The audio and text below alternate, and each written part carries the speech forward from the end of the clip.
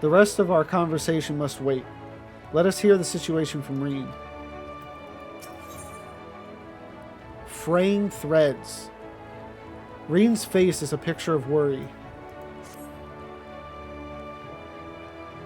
And I'm thinking fraying threads is back to, 4.5 maybe?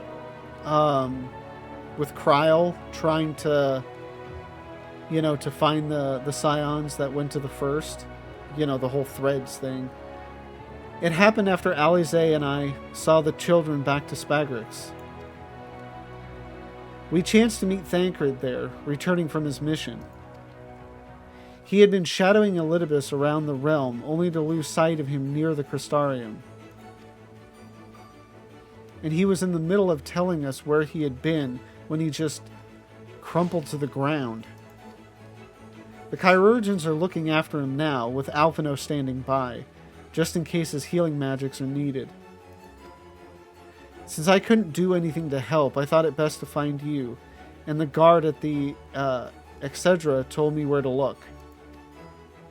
I see. It cannot have been easy leaving Thancred's side. My thanks for bearing word to us.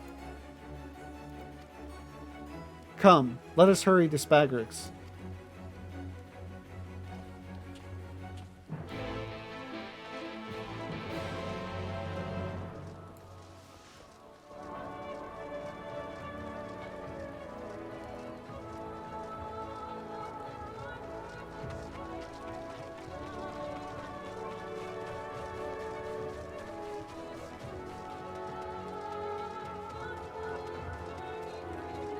Yeah, I'm curious as to what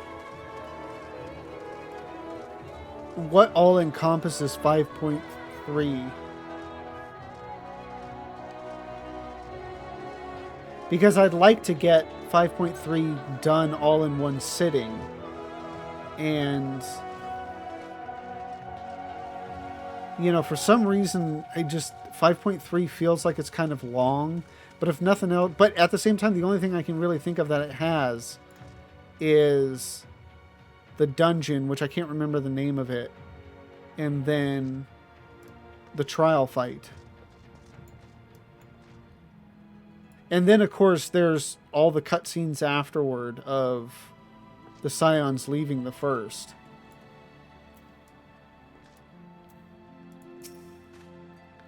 It appears our friend is already awakened. For that, at least, we can be thankful. Reen found you then. We had to send the children off earlier than planned, but they understood. I fear this bodes ill, and not just for Thancred. Thancred, shouldn't you be resting?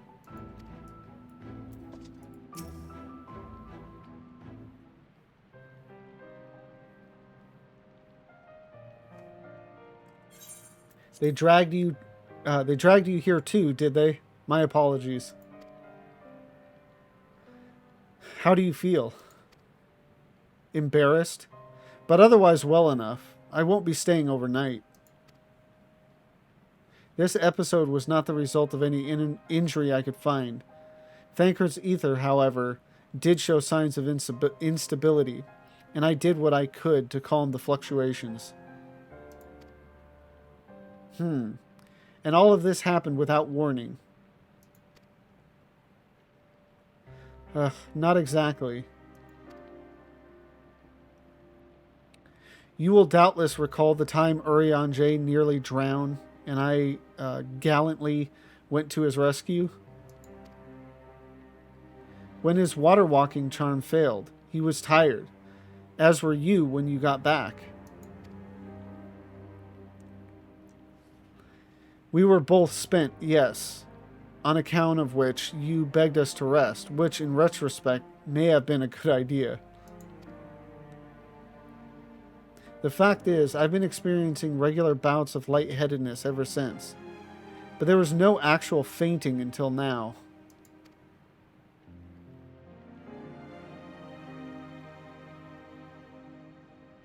As Alphino observed, I have no lingering injuries, and it most assuredly isn't old age. which leaves but one likely cause. The link between body and soul has weakened further. Time grows short. We must complete the spirit vessel with all haste. To that end, Lavenza, might I trouble you to make a trip to the source? Ooh. In addition to looking in on our friends' bodies, I would have you consult Kryl about our plan. If she has any concerns, we should at least endeavor to address them prior to proceeding.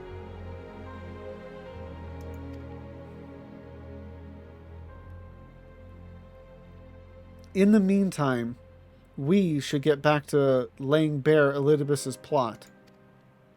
Thus far, I have learned this much, that in each of the places he has visited, there have been sightings of suspicious black-clad strangers. Moreover, the coming of these shady individuals has invariably coincided with some manner of misfortune. Beasts terrorizing settlements, blight ravaging crops, you know the sort of thing. All of which serves rather conveniently to make Elidibus's call for new heroes reverberate that much more loudly in the hearts of his audience. And you think these black-clad strangers are Ascians? I do, and I fully intend to investigate further.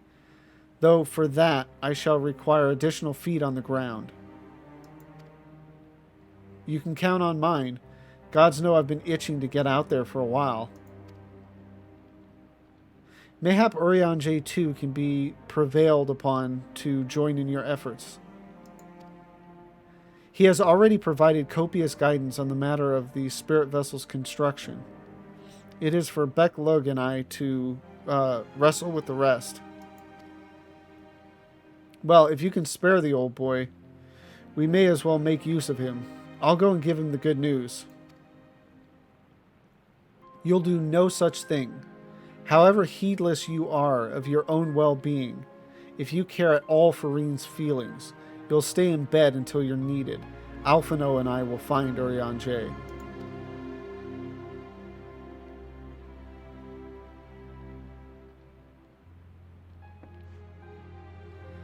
All being well, we will have news to share by the time you return. Safe travels, Lavenza.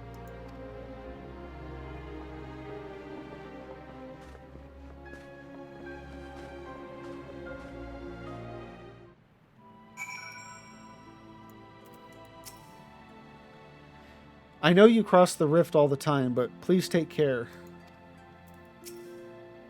Lest you misunderstand, I'm not averse to putting my feet up. It's being coddled like a brittle-boned nonagenarian that chafes. I mean, clearly I've seen that word before here, but I am not familiar with it at all. Anyway. Pray return to the rising stones.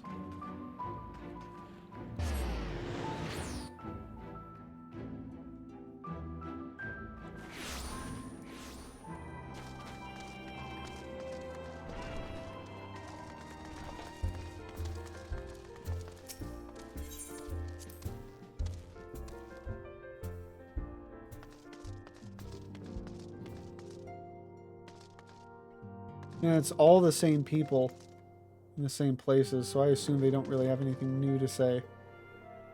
Although I might as well check at least one of them.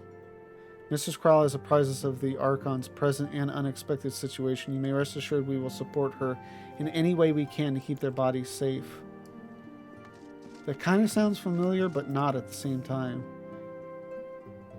You needn't concern yourself with affairs here in Eorzea. The situation at Gimlet Dark is well in hand thanks to the Alliance, and our efforts in containing potential primal threats have proven more than effective. Okay, I remember that one.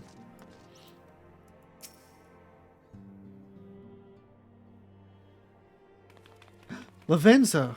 What excellent, awful timing. You see, our friends, they've taken a turn for the worse. Krau's hardly at a moment's rest these past few days.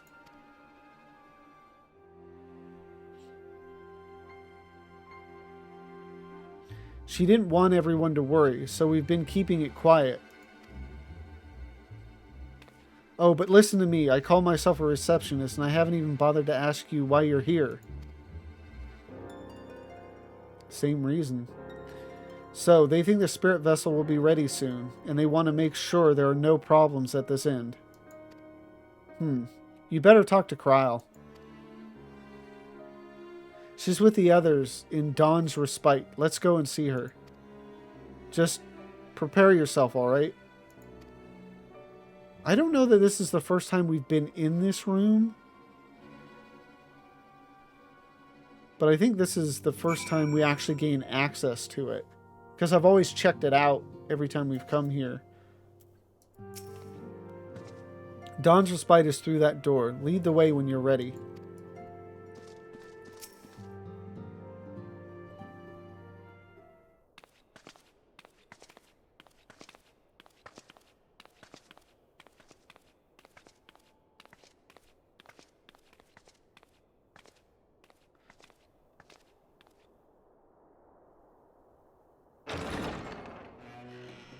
Excuse us.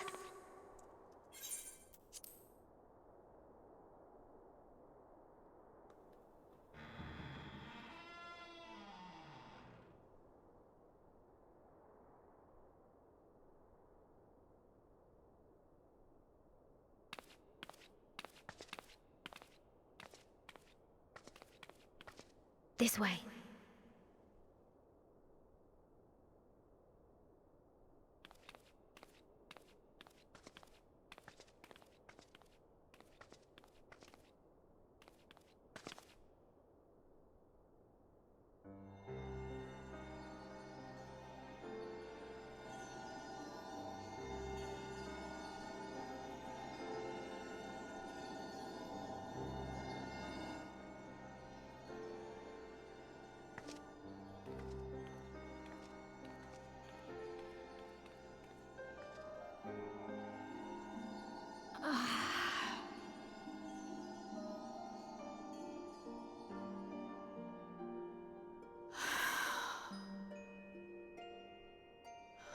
I would rather you hadn't seen this. I'm sorry. We have urgent tidings.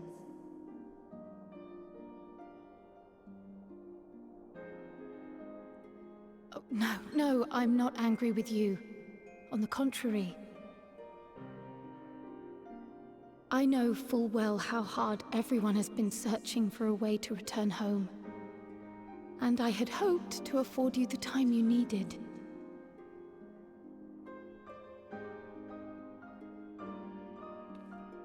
But given our friend's present state, perhaps it was for the best that you came.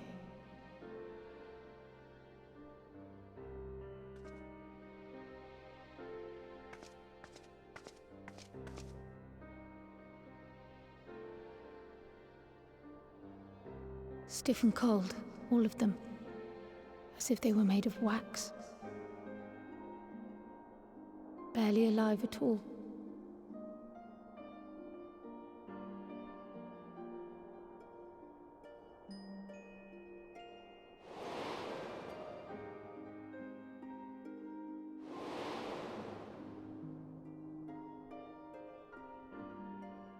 And the fact that they still seem so alive. And they had been doing so well. Save for occasional signs of etheric instability, they appeared to be in passable health. Then, quite without warning, things took a turn for the worse. A change for which even Master Matoya could offer no explanation.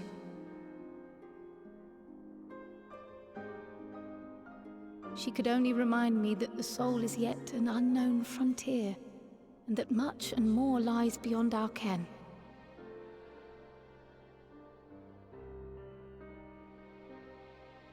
But let's not lose heart just yet. At times like these, it is all the more important that we remain positive. Why? I but this moment succeeded in quelling a fluctuation in Thancred's ether. And while the others have weakened, they have remained relatively stable. I believe I may leave my post for a moment. So come, let me hear your tale outside.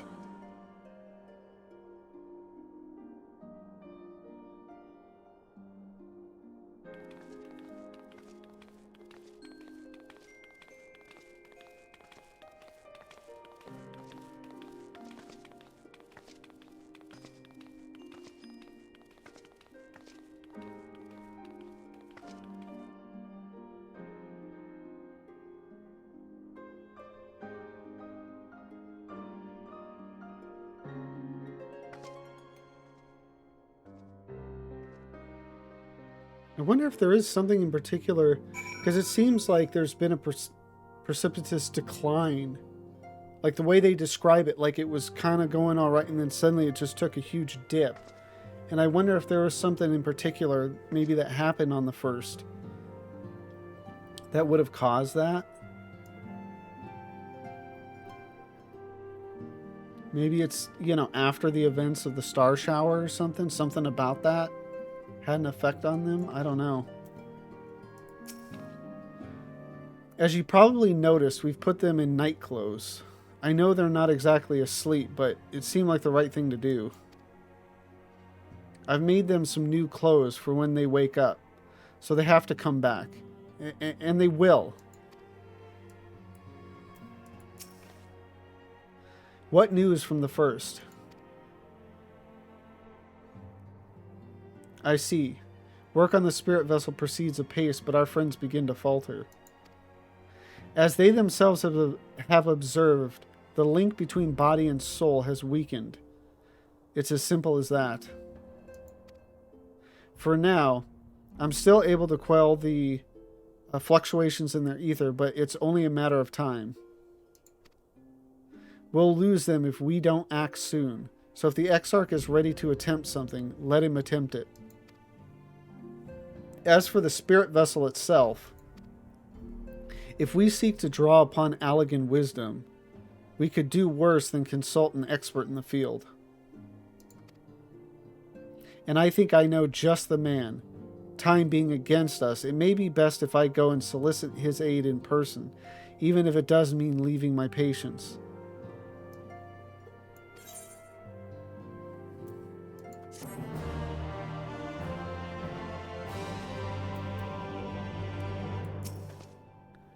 You've come a long way, so do take your ease while you can.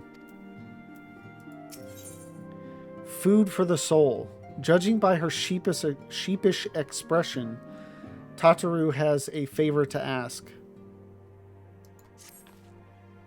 Lavenza, could you spare a moment? While Kral goes and finds this expert of hers, I mean. There's a gift I was hoping to send to our friends in the first, you see. And since we might be waiting a while, I wondered if you wouldn't mind giving me a hand with it. My first attempt turned out well, so now I'm going to make it properly. I'll be in the kitchen at the House of Splendors. Meet me there. Well, I had better be off too. I shall see you soon, either here or at the house, depending on how our patients fare in my absence.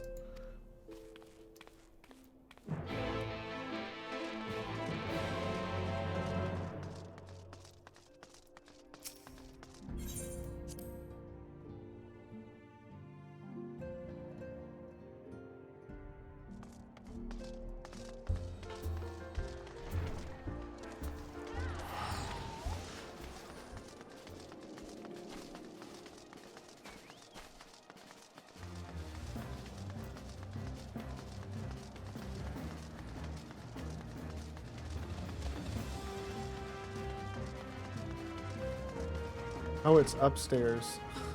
I knew I should have just mounted up. I was like, but it won't be that much faster.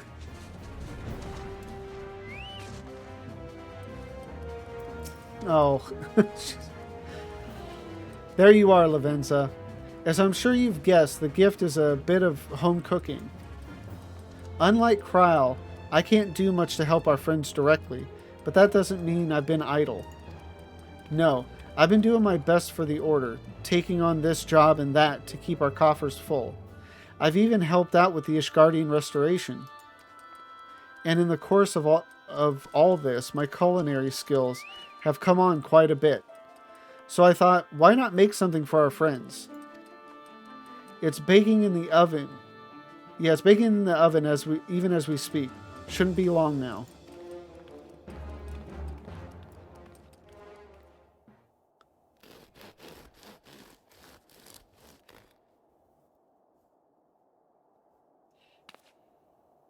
There, baked to perfection, even if I do say so myself. Yeah, it's that bread that the I guess it's like a Charlene bread, I want to say. It's bread. Smells great. Your cake looks like bread.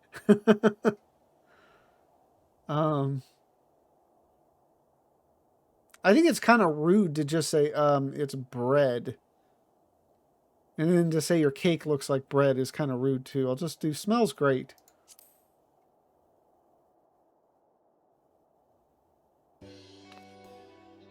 Doesn't it just? It's called Archon Loaf, in case you're wondering, and it's what they eat over in Charlene. Simple fare, I admit, but I thought it would remind our friends of home.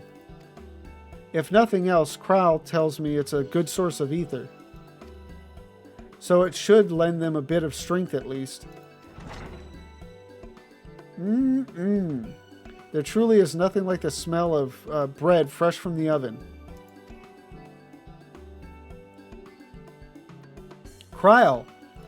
And if it isn't Rambros too.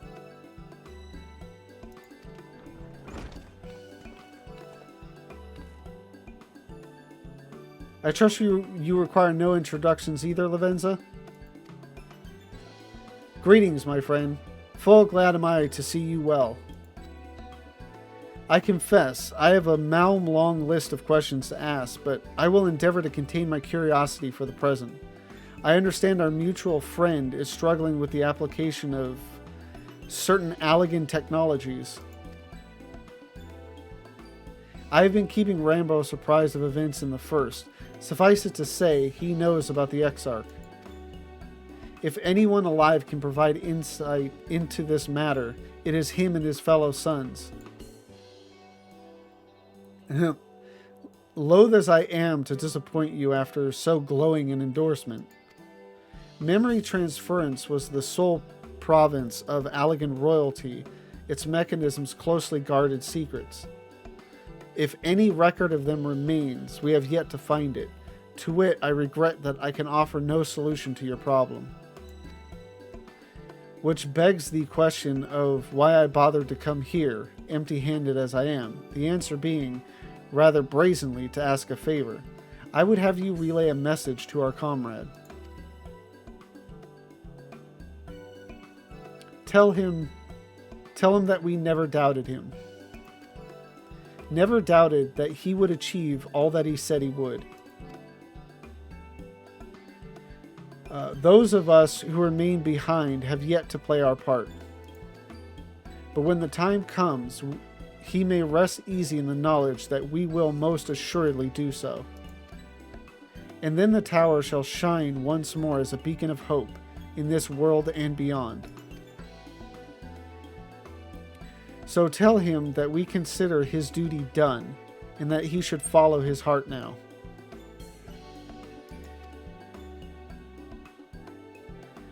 Forgive me, but do you say this to discourage him from overexerting himself, or to encourage him to hold nothing back? That is for our friend to decide, but either way, I dare say a certain someone will be unimpressed.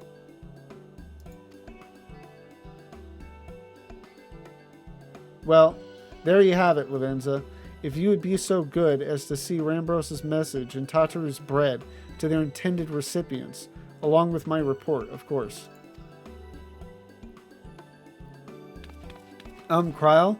Before I wrap the bread up, would you mind giving it a try just to make sure everything's as it should be? But of course, I'm always happy to lend my taste buds.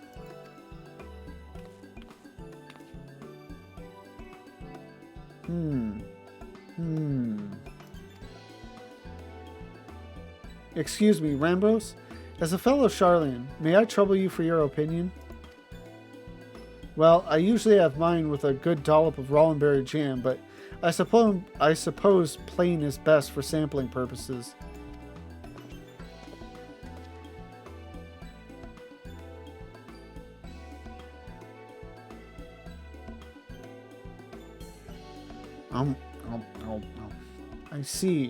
I see.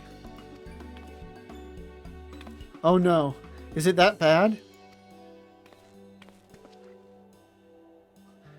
It is indeed, Tataru, dense and unpleasant, exactly as it should be. Just so, the very taste of home.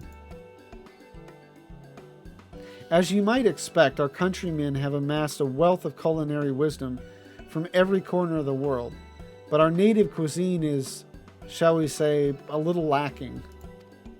In Charlayan, the majority regard food as a source of nourishment rather than enjoyment, save for those few who actually research the culinary arts. We pay little heed to the niceties of taste and texture.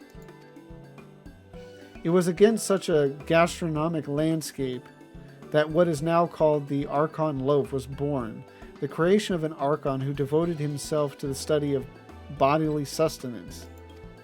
In order to maximize its nutritional value, he incorporated copious quantities of pulverized fish and vegetable matter into the dough, all with nary a care for those qualities which made bread enjoyable. The result is a flavor that continues to defy description. Yet for its many shortcomings, the loaf's nutritional value cannot be denied. And being a damnably convenient way to cater to one's bodily needs, it quickly found an audience amongst busy scholars. Why, when I was a lad, nigh every meal was a sandwich made with this very bread and whatever ingredients happened to be on hand. It's funny thinking, I know there are people that actually try to cook the various foods in Final Fantasy XIV, and I wonder if anybody's actually cooked Archon Loaf. Just a mishmash of fish and vegetables. I suspect just about every Archon could say the same. Having been away from home for so long, I thought I might have forgotten the taste, but no, it is all too familiar. Ah, how it takes me back. If there is enough, perhaps you can spare some for the Exarch? He is certain to appreciate it. Oh, there's plenty to go around. I'll be sure to wrap up an extra slice. Lavenza, when you deliver the loaf, please be sure to send everyone my regards. Tell them we're doing everything we can and that we'll be praying for their safe return until the moment they get back.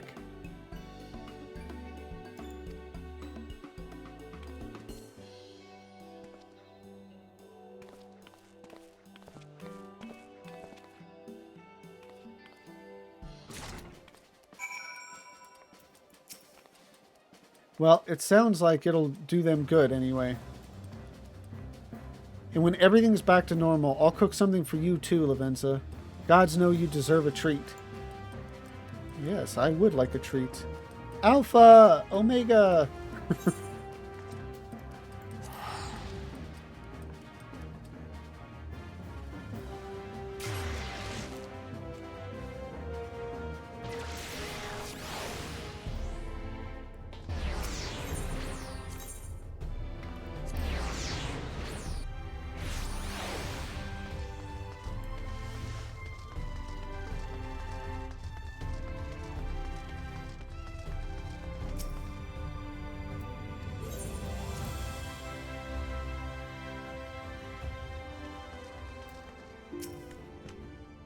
Ah, you are returned. Good, good.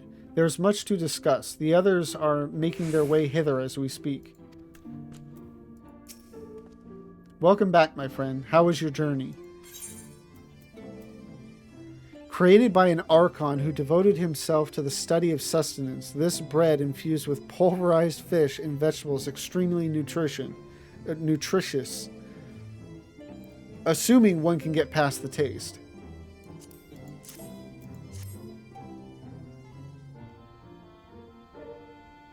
By the 12, Archon Loaf. However did you come by this? I'd swear it had come straight from Charlian.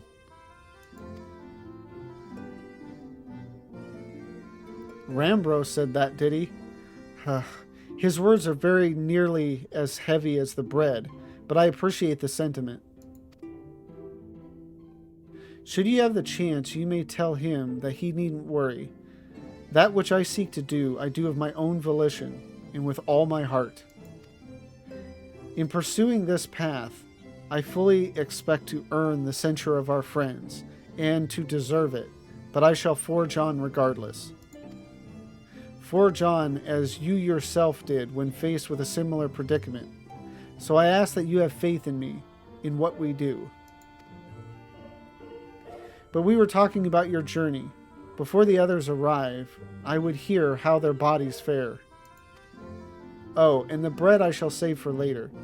Though it has been many years, I have not forgotten the feats of mastication required to consume it, nor how unconducive they are to conversation.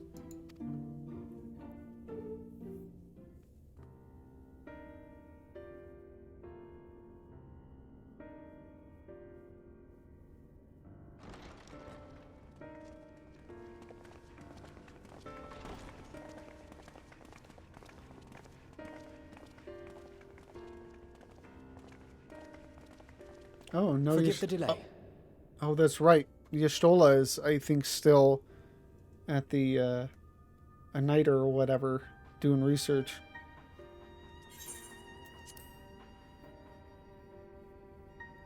We have visited every region and confirmed the presence of Ascians throughout the realm. Lest a grave predicament be made to seem hopeless, it should be noted that they are of inferior rank. The black-masked minions who answer to the Red. Yes, a gaggle of schemers attempting to exploit recent events to sow the seeds of petty conflict. Fortunately, nothing of any great concern has come of their meddling just yet.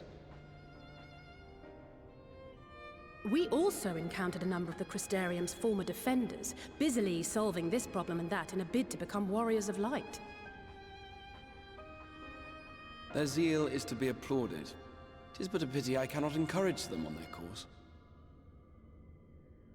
Not knowing Elidibus set them upon it, no. Both the troubles to be solved and the villains to be vanquished are his doing too, like as not. And so, with apologies to the aspiring warriors of light, I believe it best that we deal with the Ascians quickly and quietly. I quite agree. But tell us, what news from the source?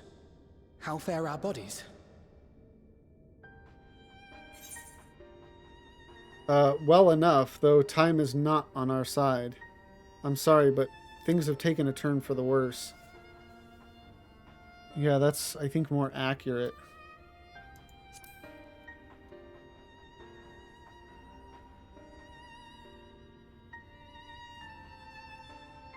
Oh dear. Then we must redouble our efforts. Not that we've ever stinted in that regard. This would seem an appropriate moment to ask about the spirit vessel. Tell me you've made some progress. We have, as it happens. One moment.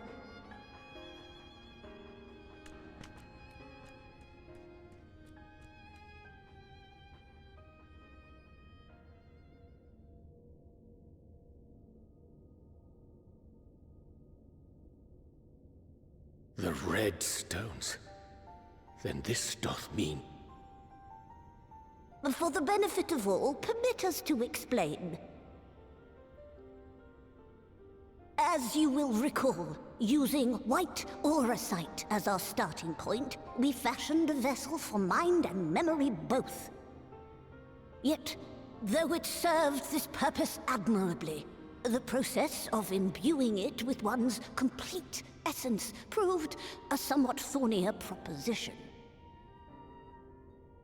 Simply put, the memory would not accompany the mind, and so we looked to the Allegan's mastery of memory transference for a solution. This approach was not without its own complications, however, relying as it does upon blood, which inanimate objects notably do not possess. We duly explored methods of suffusing the vessel with drops of the aforementioned. Alas, our painstaking experimentation succeeded only in making me feel faint, and singularly failed to imbue the crystal with the necessary properties. It was then that an idea occurred to me, namely that we might fuse the vessel not with normal blood, but with my crystallized essence.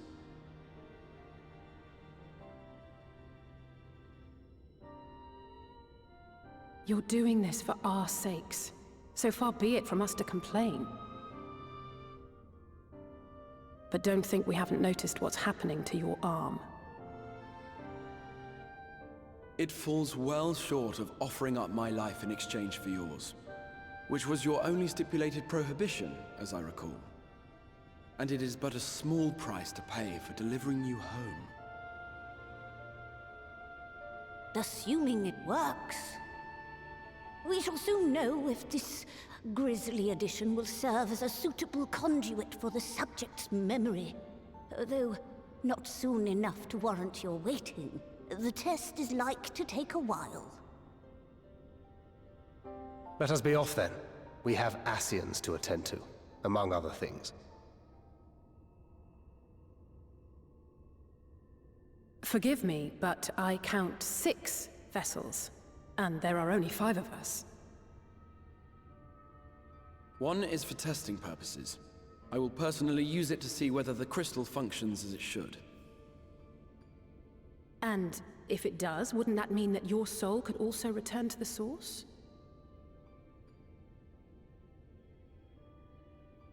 Yes. In theory, at least. But there is a distinct difference between your circumstances and mine. While your corporeal forms want for souls, my past self does not. Mayhap our essences would blend, or mayhap they would curdle. There is no telling what might occur.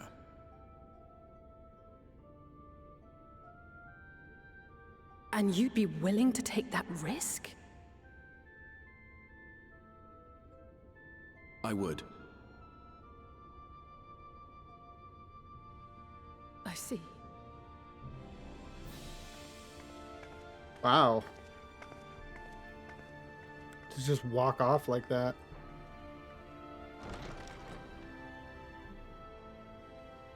Seems none too happy about it, I would take it.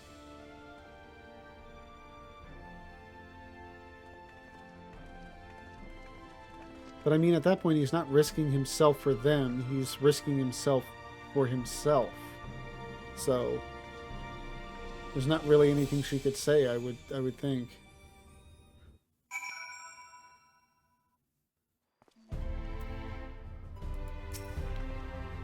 I'm sorry, I know it was childish to storm off like that, and probably to feel the way I do as well.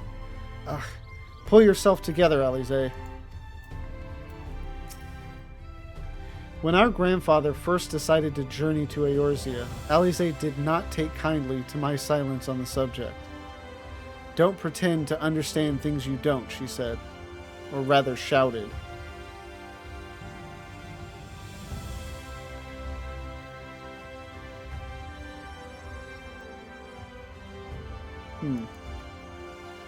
Having oft been the object of her scorn, I am predisposed to sympathizing with the Exarch, but I do understand how she feels. Better now than ever I did, certainly. I, for one, support the Exarch's choice. To be alive is to be driven by a purpose, and few are as driven as him. It's stupid, but I've never really stopped to think about what would happen once the vessels were complete. And now... No, there's no point. I hope the test is a success, truly.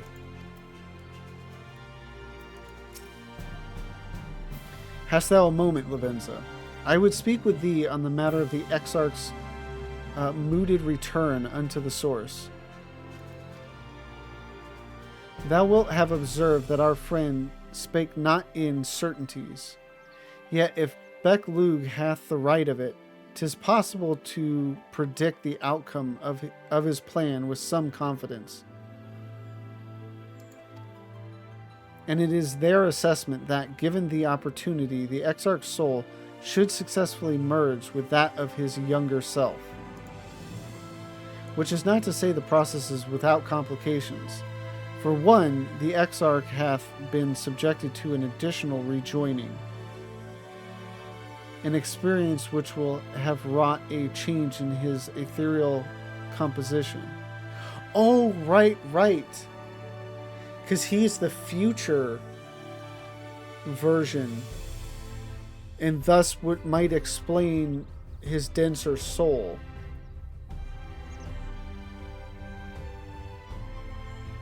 Huh. As thou thyself didst demonstrate in merging with Ardbert, however, there existeth an affinity twixt like souls, and this doth give us cause to hope. But I mean, this is different because it's not rejoining a sharded version with the source version. It's combining a source version with a source version. Yet there remaineth one immutable condition upon which success doth hinge. The Exarch must needs recognize his past self as simply that, himself. As our recent travails have demonstrated, memories are essential to the soul. Any discrepancy in the former may feasibly cause the latter to spurn its former flesh. 'Tis a seemingly simple yet complex problem. For nigh on a century, our friend hath striven only to deliver this realm, to deliver thee. And to that singular end did he cast aside his very name, that he might assume the mantle of the Crystal Exarch.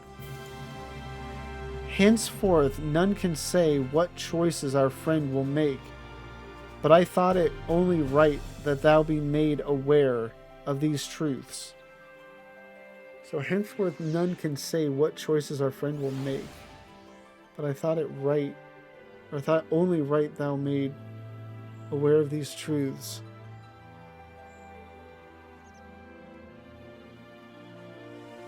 So he's just talking about the Exarch and what choices he'll make, and not the previous. Because I'm thinking about, you know, the idea that the two need to mesh, and that the additional memories that the Crystal Exarch has, and the fact that he's kind of almost foregone his former self to become his current self. The issue, I don't know. Anyway, there's some uncertainty in the Exarch fusing with his former self.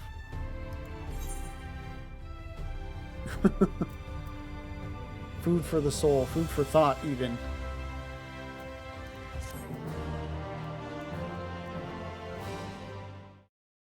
Thank you for watching this video. Tonight's stream was a long one. I had a feeling 5.3 was a bit of a longer patch, and concerned whether or not I could get it all done at one time, you know, in one stream. And it turns out I couldn't, not before getting really tired and starting to kind of lose focus and everything. So I decided to cut it off a bit early, which was right after defeating Elidibus. So I still have a little bit of 5.3 to finish up before moving on to 5.4.